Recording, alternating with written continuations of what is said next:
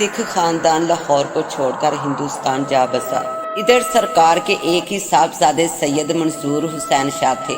یہ بھی بہت پہنچی ہوئی ہستی تھی۔ باپ کی طرف سے یہ وراثت میں جو ملی تھی، اپنی زندگی بہت اچھے طریقے سے بسر کر کے اس جہان فانی سے وصال فرما کے سید منظور حسین شاہ صاحب کے 2 صاحبزادے تھے، سید مشکور حسین شاہ صاحب اور چھوٹے سید مظفر حسین صاحب تھے۔ ایک روز گرمی کا موسم تھا، دن کے 10 بجے کا وقت تھا۔ سید مظفر حسین شاہ صاحب نے اپنے ایک مرید کو فرمایا، مامے شاہ کوچوان اشرف کو کہو تانگا نکالے ذرا بنگلہ شہر ہو آئیں، تھوڑا سا کام ہے۔ اشرف نے تانگا تیار کیا۔ گرمی بہت تھی، چلچلاتی دھوپ پڑ رہی تھی۔ حضرت صاحب تانگے میں بیٹھ گئے تو اشرف نے تانگا چلانا شروع کر دیا۔ تانگا گاؤں سے ابھی کوئی 2 میل دور ہی گیا تھا کہ سڑک کے بائیں جانب سے بہت ہی سریلی سی آواز آئی، سید مظفر حسین شاہ صاحب ذرا کچھ دیر کے لیے رکنا، میری ایک عرض سننا۔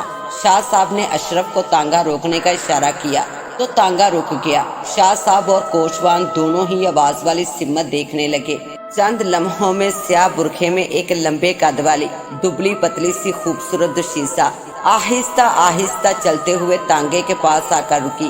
برقعے کا پردہ ہٹایا تو اندر سے جو چہرہ برآمد ہوا وہ ایسا حسین و جمیل کہ دیکھنے والے دیکھتے ہی رہ جائیں۔ خوبصورتی میں اپنی مثال آپ، گول مٹول چمکتی آنکھیں، چمکتی پیشانی۔ اس نے شاہ صاحب کو سلام کیا تو اس کے ہاتھ کی 4 انگلیاں تھی، انگوٹھا نہیں تھا۔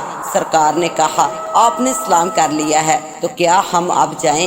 جی نہیں سرکار، چند منٹ دے دیں، میں نے ابھی تو آپ کو اپنی بات سنائی ہی نہیں۔ جی کہیے کیا کہنا ہے؟ تو وہ بولی، جناب میں بھی آپ کی طرح سید زادی ہوں، میرا گھر حجرہ شاہ مقیم کے پاس چک نمبر 62 تھا۔ تھا کا کیا مطلب؟ نہیں سرکار، تھا جو اب نہیں رہا۔ کیوں نہیں رہا؟ سرکار 1971 کی جنگ میں انڈیا کے جہاز نے ہمارے گاؤں پر حملہ کرتے ہوئے بمباری کی، جس سے ہمارا پورا گاؤں تباہ و برباد ہو گیا، جس میں کرما ماری کے ماں باپ بہن بھائی بھی شہید ہو گئے۔ میں اس وقت اپنی خالہ کے ہاں راول پنڈی میں تھی۔ جب واپس آئی تو اپنے گاؤں کو ویران اور اجڑا ہوا پایا۔ گھر والوں کے ختم ہونے کی روح فرسا خبر ملی، جس نے میرے دن کا چین اور رات کی نیندیں اڑا دی، اور رونا میرے مقدر میں لکھ دیا گیا۔ میں ہر وقت اپنے پیاروں کو یاد کر کے روتی رہتی ہوں۔ آج رات بھی روتے روتے میری آنکھ لگ گئی تو خواب میں آپ کے دادا سید سردار عالم شاہ صاحب ملے۔ انہوں نے مجھے بہت پیار کیا اور کہا، بیٹا جو ہونا تھا وہ تو ہو گیا، انہیں واپس تو نہیں لایا جا سکتا۔ اللہ کے کاموں میں کون دخل دے سکتا ہے، لہٰذا صبر کرو، اللہ صبر کرنے والوں کے ساتھ ہے۔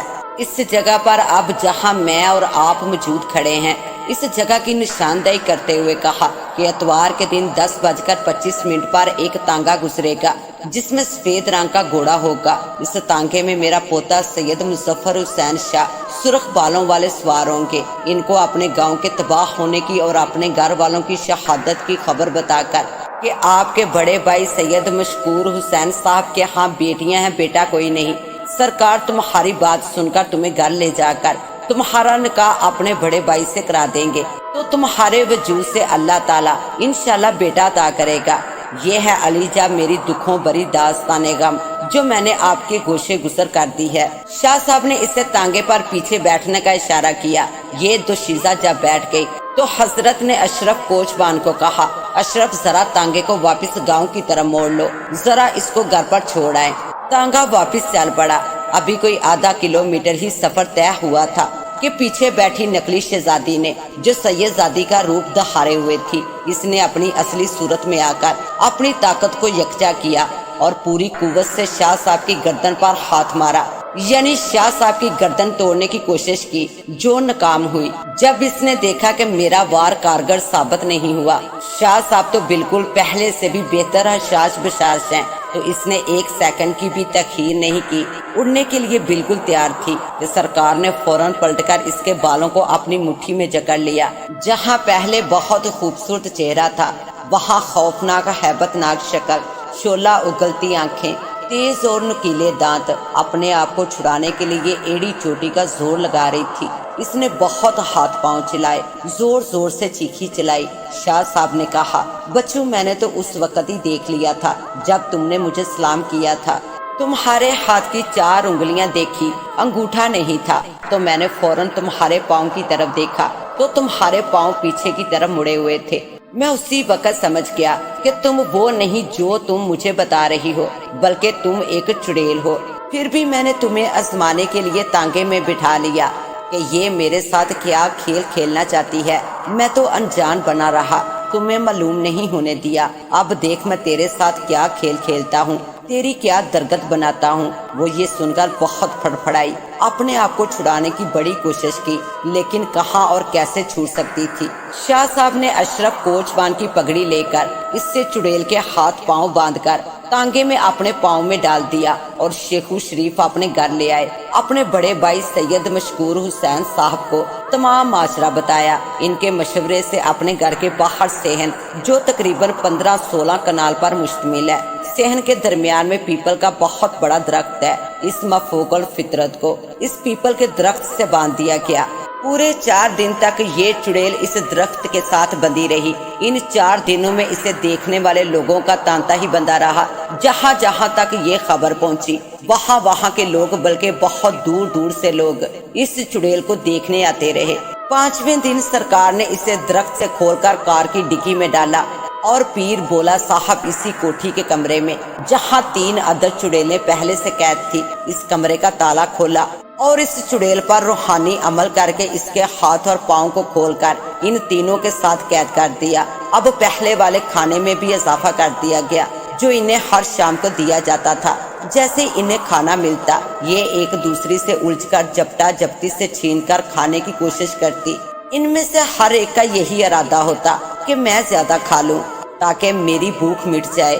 ایک دن اس جپٹا جپٹی کو دیکھتے ہوئے شاہ صاحب، جو اب اس دنیا فانی میں نہیں رہے، ان کے صاحبزادے سید نصر الدین شاہ صاحب عرف سید ٹیپو سلطان صاحب نے ان پر رحم و ترس کھاتے ہوئے ان کے کمرے کا تالا کھولا تو چڑیلیں خوف سے تھر تھر کانپنے لگی اور ٹکر ٹکر شاہ صاحب کی طرف دیکھنے لگی۔ صاحبزادہ صاحب نے انہیں کہا، ڈرو مت، باہر آ جاؤ۔ کہنے لگی، ہم کمرے سے کیسے باہر آ سکتی ہیں؟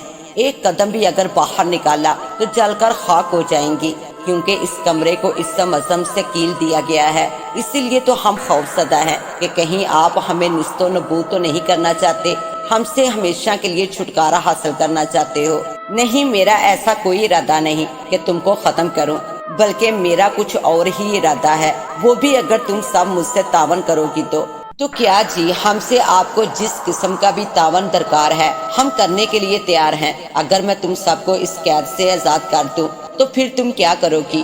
چاروں یک زبان ہو کر بولی۔ شاہ صاحب جی، ہمیں آپ کے گھرانے کے متعلق معلوم نہ تھا، اب ہم پر سب کچھ عیاں ہو گیا ہے۔ اگر آپ ہم کو معاف کر کے آزاد کر دیں گے تو ہم بھی آپ سے پختہ وعدہ کرتی ہیں کہ آئندہ اپنی پرانی روش پر بھول کر بھی نہیں چلیں گی، کبھی کسی کو بھی نقصان نہیں پہنچائیں گی۔ ہاں سرکار، جہاں ہم پر اتنی بڑی مہربانی کرنا چاہتے ہیں، وہاں ہماری ایک عرض ہے، اس پر بھی نظر ثانی کرتے ہوئے، یعنی ہماری درخواست کو قبول کرتے ہوئے ایک اور مہربانی فرمائیے گا، وہ یہ کہ یہ گھر ہمارا مسکن ہے۔ اگر آپ جناب کی اجازت مل جائے تو کبھی کبھار اس گھر میں آ جایا کریں۔ مسکن تو ہر ایک کو پیارا ہوتا ہے، اب تو یہ آپ کا آستانہ مبارک ہے، اجازت ہو تو اپنے گھر کو دیکھنے کے ساتھ ساتھ آپ کی زیارت بھی نصیب ہو جایا کرے گی۔ یہ چوتھی بھی اب ہمارے ساتھ ہی رہے گی، کیونکہ کافی عرصے سے ہمارے ساتھ ہی قید رہی ہے۔ میں تم پر کیسے یقین کر لوں کہ تم آزاد ہو کر کسی کو نقصان نہیں پہنچاؤ گی؟ شاہ صاحب جی، ہم آپ سے پکا قول قرار کرتی ہیں، ہم آپ سے کیے گئے وعدے کو ضرور نبھائیں گی۔ اگر آپ دیکھیں کہ ہم اپنے وعدے پر پورا نہیں اتر رہی، ہم سے کبھی غلطی سے بھی کوئی کوتاہی ہو جائے تو ہمیں دوبارہ اسی قید خانے میں ڈال دینا یا ہمیں جلا کر بسم کر دینا۔ اگر آپ میں ہمیں چھوڑنے کی ہمت ہے تو ہمیں دوبارہ قابو کرنے کی بھی طاقت ہے۔ سرکار، اتنے سال قید میں رہنے کی وجہ سے ہماری آنکھیں کھل چکی ہیں۔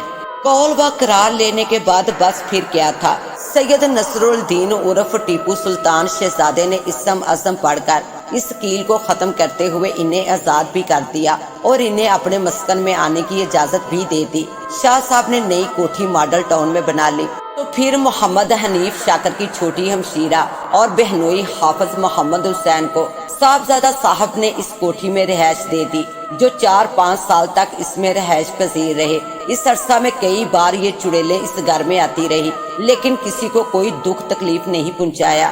ہاں، ان کے ساتھ شغل ضرور کرتی تھی کہ کبھی کوئی برتن اٹھا لیا، کبھی کوئی چیز اور کبھی کوئی چیز اٹھا لی، ڈھونڈنے پر نہ ملتی، لیکن کچھ وقت کے بعد جہاں کبھی ہوتی وہاں سے دوسری جگہ پر پڑی ملتی۔